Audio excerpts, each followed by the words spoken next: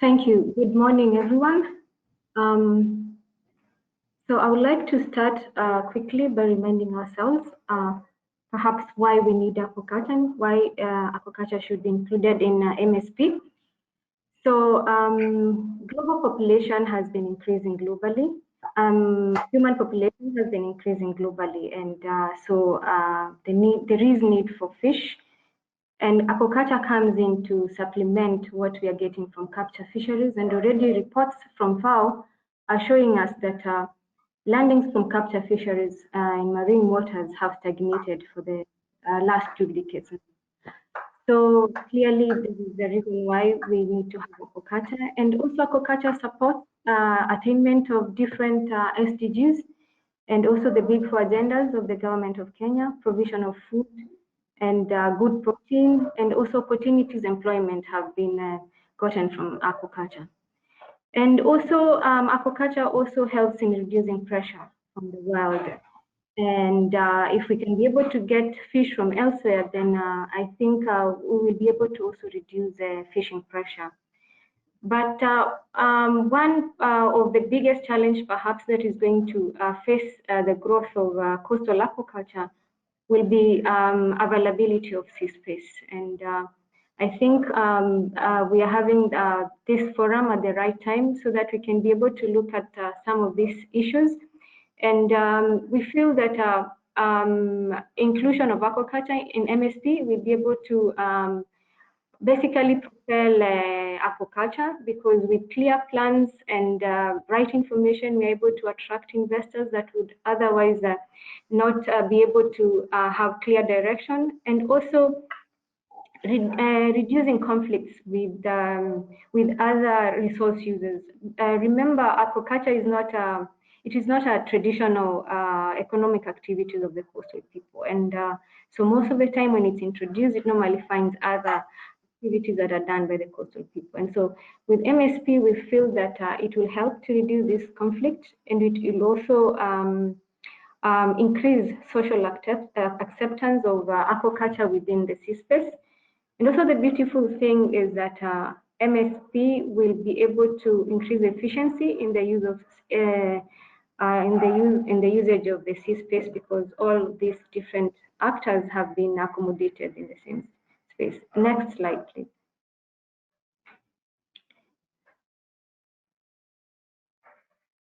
So as we think of the aquaculture needs, it's also good to note that aquaculture is done in different systems. We have intensive systems, we have extensive, they can also be open or closed systems, and also we have different fish species, which range from highly valued species to low valued species. So it is good when we're thinking of the suitable sites to put all these variations into consideration, so that we have site specific according to those different needs. For example, looking at the different biology needs of these animals, perhaps what is the feeding habit, what is perhaps the feeding ecology, so that we are able to know where does this organism fall. Perhaps it falls here and cannot fall to another place. Also, production levels will be able to guide the planners a lot, because if we are looking into the future and we are thinking of having mass production and having intensive systems, then already we can have an indication of this kind of sea spaces that can be set aside for such kind of production. And so looking at the decision-making approaches, remember, coastal aquaculture is like something that has been introduced to the local people. So it will be good to have the local people participate. We can have them in participatory mapping, so that their views and their needs, they can be heard, and also perhaps of course use the help of the computer assisted softwares. And going by a study that was done in FAO in 2017, where they were also trying to map different farming sites, they also recommended this kind of decision-making approaches, because at the end of the day, we want to preserve the culture of the coastal people. and also protect the habitats and also protect the biodiversity. Next slide, please. So there have been previous efforts already by ChemFree previously that have been supported by KCDP, where suitability mapping of the aquaculture, mariculture was done. And already you can see from the map, a lot of our activities are falling within the nearshore habitats. And besides the environmental needs that we cannot afford to deviate a lot from the normal if the desired outcome of aquaculture is to be realized. But perhaps there are also other reasons as to why this pattern, the nearshore pattern you're seeing exists. And some of the reasons that we look at perhaps the needs for a sheltered coast. And when we look for species like seaweed that we are currently doing, we have seaweed in Kibuyuni, other trials in different sites along the Kenyan coast. Already studies have shown us coastlines that are protected where seaweeds are grown in sheltered coast, the productivity is high. And perhaps this is one of the reasons why you see that kind of a pattern along the nearshore. The other thing is operational cost. Operational cost comes in because predominantly the person who is doing aquaculture within the coastal space is the woman. And perhaps because of the because of their traditions and economic means, they are not able to access the deeper waters. And so it means they will do with the little that they have to be able to produce fish. So it is good for the spatial planner to put this into consideration and perhaps leave such kind of spaces for the coastal people so that they can be empowered through aquaculture. And also the other thing is adoption level. When you look at these different species that are put under nearshore, the seaweed, milkfish, these are species that have already been adopted by the local community, and they have been and ChemFree has been able to capacity build them, so they already have the techniques to do this, and they already understand when it comes to other ecological needs. And so it would be good, perhaps, for the nearshore spaces to be left for species that have already been adopted by the communities. The other thing also the spatial planners can put into consideration is the feeding trophic levels of organisms around the nearshore, because the nearshore is quite near the sensitive habitats, and so we want to have organisms that can be grown at extensive level. That means we are having very minimal feeding, and which translate into ecological benefits, because we are not pumping a lot of nutrients into the water,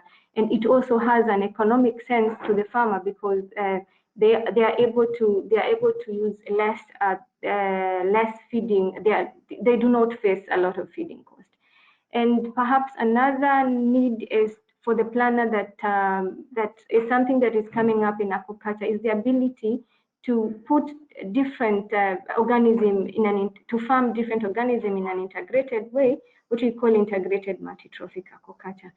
So if, let's say, we are having an organism like crustacean that falls slightly higher in the marine food pyramid, then it is possible to have it grown with another animal that is able to extract these nutrients. So at the end of the day, we also have ecological benefits to the system.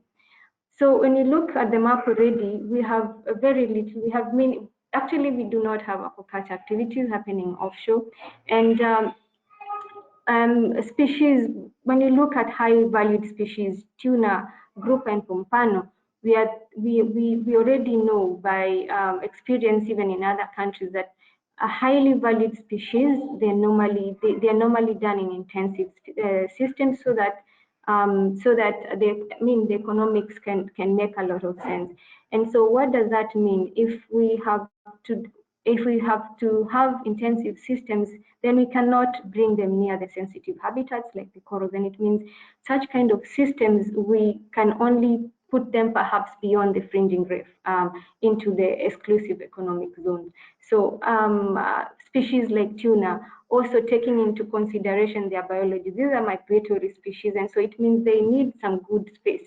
We have groupers that also need a wide vertical movement. So putting also their biology needs already can lead spatial planners in knowing the kind of spaces that they need, so that they can also make economic sense to the investor, and they also make ecological sense. And also the other important thing, perhaps MSP would also bring out very clearly is the carrying capacity, because every system has the maximum that it can accommodate. What are the carrying capacity for every site, and how do this how is this carrying capacity changing with the seasons, and what does this translate to perhaps the investor that will come in terms of in sustaining the culture. Next slide, please.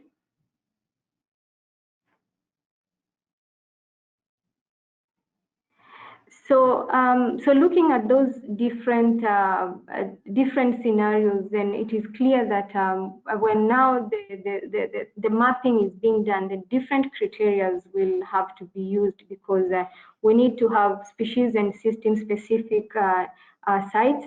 And going by the study that FAO did while they were mapping, they, of course, they said that while we are also looking at aquaculture, but aquaculture should also first be sensitive to the sensitive habitat first, and it should not come and disrupt the already economic activities of the coastal people. So their interest should already be safeguarded, and then after that, then aquaculture can go ahead and look at the physical needs, the physical and chemical needs of parameters as per the needs of the different species, and also the needs of an investor. That is, then what are the infrastructures perhaps that we are talking about, and the cost that come with that. And perhaps at that point, that is where perhaps we need an economist that will be able to look at what are the environmental cost benefit analysis when you're looking at aquaculture and all the habitats that we have. And will we get to a point where we need to have trade-offs and such kind of things? But it is good to say that aquaculture, most of the time, when its development is normally moderated, most of the time we do not really need to have such kind of trade-offs. Next slide, please.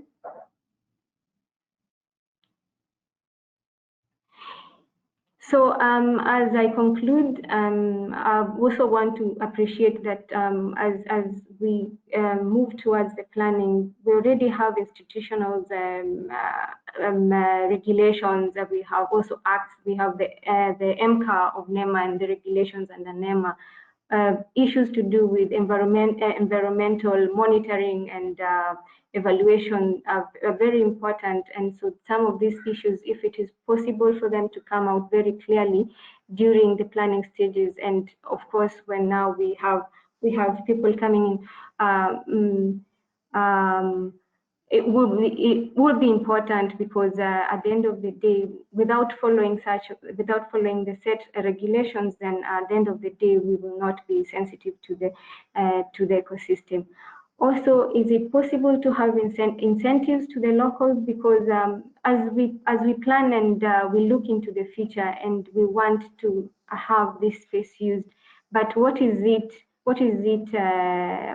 there for the local people? Remember these are the spaces that have been used by the local people.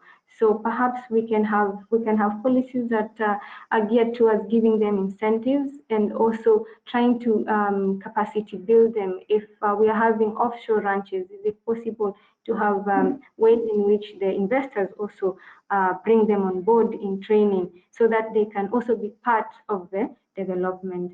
Also, perhaps another important thing would be setting spaces for research and development. Remember, this is a natural systems, and natural systems do change with time.